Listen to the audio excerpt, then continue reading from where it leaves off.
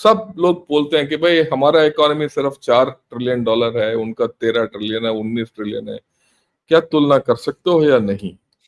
बिल्कुल कर सकते हो, क्योंकि एक बहती नदी और और एक सड़ा हुआ तालाब में अंतर है। सड़ा हुआ तालाब बड़ा हो सकता है, पर है तो सड़ा हुआ। पर एक बहती नदी, बहता हुआ पानी हर वक्त जो है ना अपना आप साफ होता जाता है, चाहे वो छोटा धारा क्यों ना हो, it is cleaner. So and physics में एक चीज है momentum, right? Mass is not important, mass into velocity is important. Velocity Bharat के साथ है, क्योंकि आज के दिन हमारा जो अर्थव्यवस्था है 7 से लेकर 8% के बीच में दौड़ रहा है। इतना तो किसी और इकोनॉमी में है ही नहीं दुनिया में। तो ये अगर ये तुलना यही छोड़ देता हूं, क्योंकि आज मैं सिर्फ फोकस करूंगा चाइना के ऊपर, राइट? और हमें इस आज के दिन ये कभी गलती करना नहीं चाहिए कि हमारा और इनका तुलना क्या है, क्योंकि वी शुड नो कि हमारा दुश्मन का हालत क्या है। अगर हमें पता है कि हमारा दुश्मन क्या, ये तुलने की बात नहीं, कंपटीशन की बात नहीं है। बात यह है कि हमें पता होना चाहिए उसका हालत क्या है। अगर उसका हालत जो हम अच्छी तरीके से समझ सकते हैं, तो उसके साथ अच्छी तरीके से निपट सकते हैं। ये मेरा मुद्दा है। इट इज नॉट कि इंडिया बड़ा है, चाइना बड़ा है या छोटा है, नहीं, राइट? तो अगर आप ये जो स्लाइड्स ऑन करेंगे तो मैं कुछ स्लाइड्स दिखाना चाहता हूं, उससे हमें क्लैरिटी आएगा कि किस तरीके। हाँ, तो ये जो पॉइंट जिसके ऊपर आज हम बात करेंगे वो है इनका मिलिट्री लीडरशिप, जो मेरे ख्याल में बहुत अहम है। ओवर कैपेसिटी, नीजुआन और वीक कंजम्पशन, इसके बारे में भी बाद में बात करेंगे। इनका डेमोग्राफी, आबादी, ट्रेड वॉर है इनका यूएसए के साथ, इनके ग्लोबल एम्बिशंस है और इंटरनेशनल रिलेशन है। जी जिनपिंग राज करना चाहता है थ्रू चाइना पूरा दुनिया को, और जी का रिप्लेसमेंट कौन होगा? ये ये ये जो 6 पॉइंट मैंने लिस्ट किया, इसके बारे में आज बात करेंगे, क्योंकि ये प्लेनम में ये पॉइंट मेरे तरफ से इंपॉर्टेंट है, राइट? नेक्स्ट पॉइंट है मिलिट्री लीडरशिप। ये वी मस्ट अंडरस्टैंड कि पीएलए में और सीसीपी के बीच में एक बड़ा नाता है। पीएलए जो है हमारी भारतीय फौज की तरफ एक देश का फौज नहीं है, ये एक पार्टी का फौज है, राइट? जैसे हमारा इंडियन आर्मी जो है हमारा संविधान के ऊपर निर्धारित है, हम संविधान को उत्तर देते हैं, उत्तरदायी हैं। पर पीएलए जो है, जो चाइना का संविधान तो है ही नहीं पहले, इनका सिर्फ चाइनीज कम्युनिस्ट पार्टी का संविधान है, उनके लिए उत्तरदायी है। It has to take care. तो पहले से इन दोनों के बीच में एक नाता है। और सीसीपी के बाद most important organ of China is PLA, और ये बताया जाता है कि पार्टी कंट्रोल्स द गन। ये इनका कोशिश है, माओ ने ऐसे ही बनाया था इस देश को, कि पार्टी जो है गन को कंट्रोल करता है, गन का मतलब पीएलए। पर ऐसे स्थितियां भी आई हैं जब gun controls the party, right? और ये माओ ने भी इस्तेमाल किया पीएलए को पार्टी को कंट्रोल करने के लिए, डेंग सियाओपिंग ने भी इस्तेमाल किया था पीएलए को कंट्रोल करने के लिए। और इनका एक प्रथा है, जो भी सत्ता छोड़ देता है, चाहे वो डेंग सियाओपिंग क्यों ना हो, उसके बाद जैंग जेमिन क्यों ना हो, या हु जुनटाओ क्यों ना हो, इन्होंने जब सत्ता छोड़ा है पीएलए के ऊपर पकड़ बनाया रखा, और पीएलए के जरिए इनके नेक्स्ट पर्सन को कंट्रोल करते थे। आपको अचंभा होगा कि डेंग, जो सब मानते हैं कि इनका सबसे बड़ा रिफॉर्मर है, इसका पद क्या था? इसका एक ही पद था, और सीएमसी का चेयरमैन, बस। ठीक है, उस सीएमसी यानी कि पार्टी पीएलए जनरल को सेक्रेटरी कंट्रोल भी तो था वो बीच में ना, नहीं था। यही सबसे बढ़िया चीज है, जब he was only CMC chairman, ये कभी उसने पार्टी का जनरल सेक्रेटरी का ओहदा नहीं लिया, पर पूरा देश को चलाता था थ्रू पीएलए, राइट। तो ये कहानी है, को इनका नाता इंपॉर्टेंट है। इसीलिए ये जो मिलिट्री लीडरशिप और पीएलए का नाता और मिलिट्री लीडरशिप और शी जिनपिंग का नाता समझना इंपॉर्टेंट है। ओके, तो अभी क्या हुआ पिछले, अगर हम सबको पता है पिछले 10 साल में बहुत लोग, बहुत जनरल्स को सैक किया गया है। 2012 से लेकर 2017-18 तक कुछ सैक हुए हैं, कुछ ये कोविड के बाद सैक हुए हैं। कोविड से पहले जितने सैक हुए हैं इस दृश्य में लेफ्ट में है, ये सारे, राइट। इनका आंकड़े मैं आगे बताऊंगा। वो जो है इनको उस वक्त सैक किया गया था, हटाया गया था और जेल भी गया गया था। कुछ लोग तो उनको मरवा भी दिया गया है कि उस वक्त शी जिनपिंग कब्जा ले रहा था चाइना का सीसीपी के ऊपर और पीएलए के ऊपर।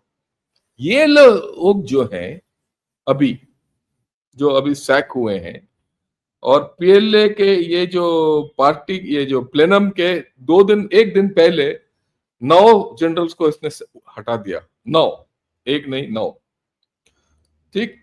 और ये सब वो है जो इन इसके गिने चुने चुने हुए, ही डीप सिलेक्शन के बाद इसी ने इनको आगे बढ़ाया और इसी ने इनको हटा दिया, इन सबको। So there is a problem in PLA, between PLA and Xi Jinping. और ये प्रॉब्लम कोई नया नहीं है, पिछले 2 साल से चल रहा है और इसके बारे में मैंने बहुत पॉडकास्ट भी कर लिया। अगर आप देखोगे तो इसके कार्यकाल में 22 फुल जनरल, 30 लेफ्टिनेंट जनरल और मोर देन 75 मेजर जनरल्स को हटाया है, पर्ज हो गया। आप आंकड़े देखिए, 125 के करीब के ऊपर जनरल्स को हटाया गया 10 साल के अंदर।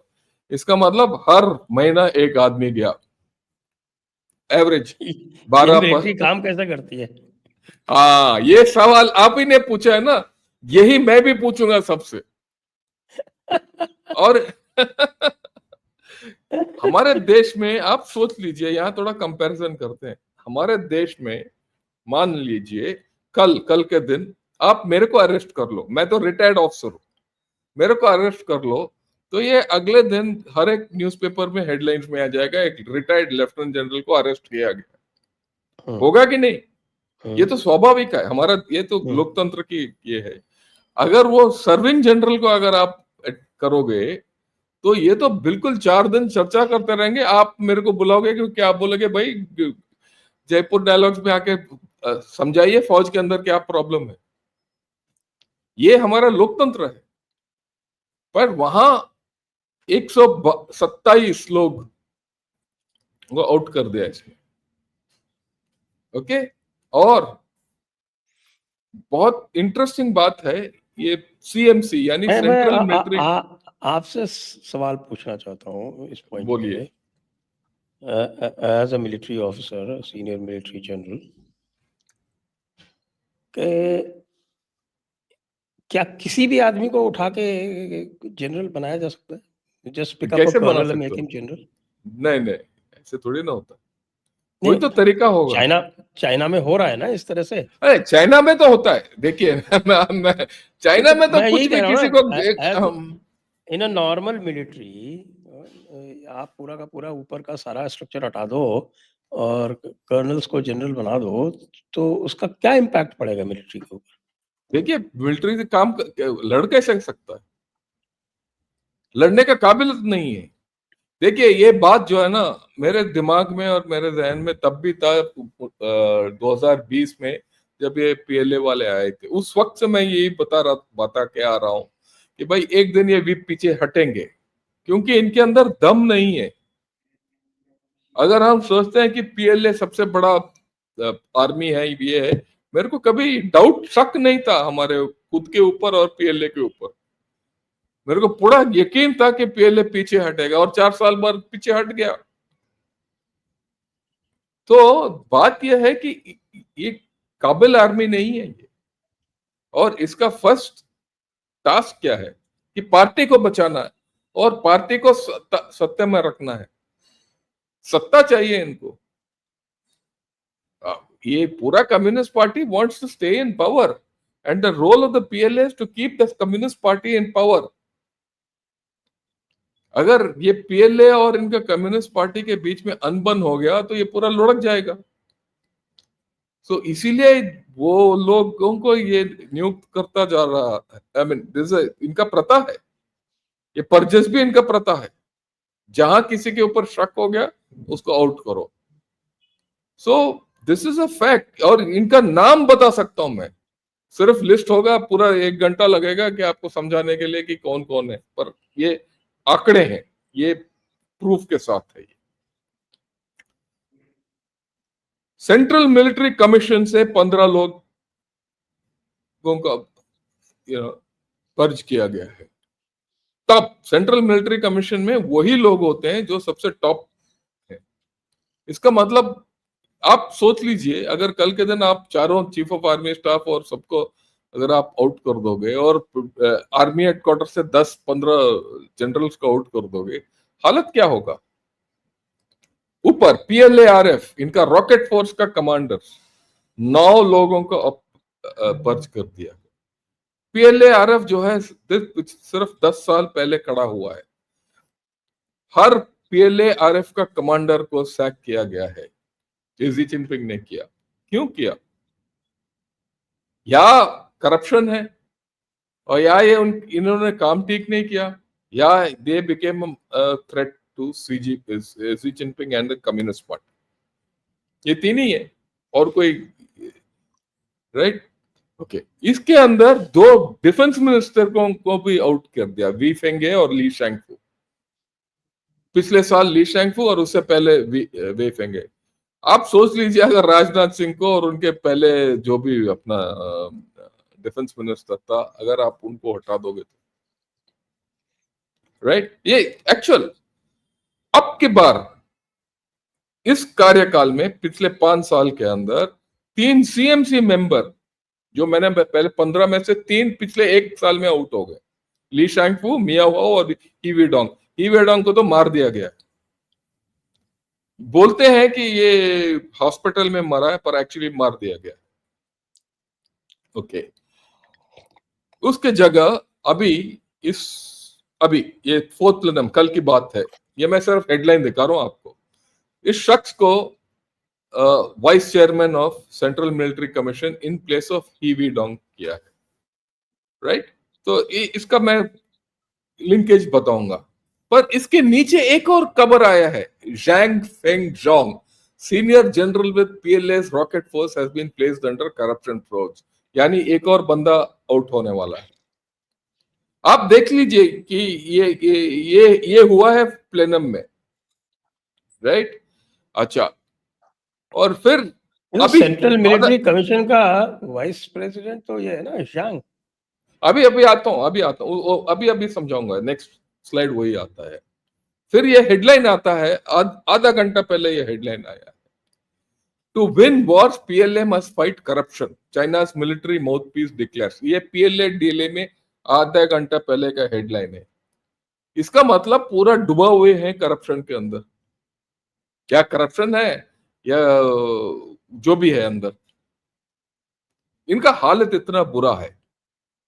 ओके, अभी आता हूं।